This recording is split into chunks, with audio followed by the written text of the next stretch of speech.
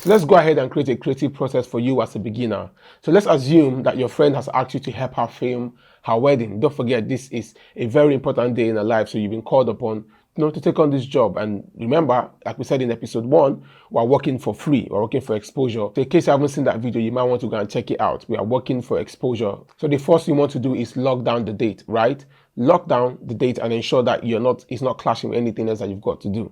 Right, so you want to use something like Google Calendar, or if you have an iPhone, you want to use the iPhone calendar, any calendar. If you have an Android phone, just use your calendar.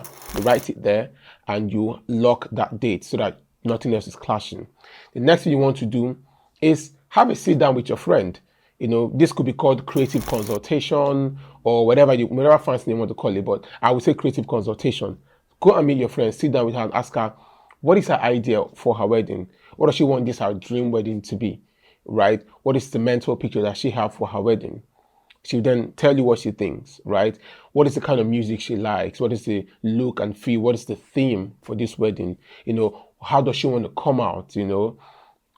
Ask her, because you're not creating a wedding video for yourself. You're creating a wedding video for the bride and the groom, but most especially is the bride, right? If possible, ask her, because I'm sure she must have 1 or 2 videos on her phone or on social media that looks like what she would love to have. Ask her, oh, show me what video you've seen that you would like your wedding video to look like.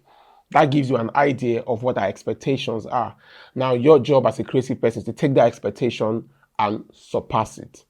That is your job. That's the first thing first. Your job as a creative person is to take that expectation and surpass it. So you gather all this information that you can gather from her, you go back and then create a mood board. A mood board is basically a visual depiction of what you want to execute, or what the final thing is going to look like, right? So you want to go on Canva, which I would suggest use Canva, and gather as many images. Go on Google, search for pictures, go on Pinterest, search for pictures that look like what she had told you about. Create all of these things, curate them, put them in one document or as many documents as you can. Create the look and feel. If you have to grade the pictures, grade them. Then you go back to her and say, listen, this is what you've told me you want. This is how I interpret the brief that you've given me. What do you think? And then she tells you, okay, this is fine. I don't like this. I want this. She gives you an approval to say, okay, this is exactly what I want. Let's go with it.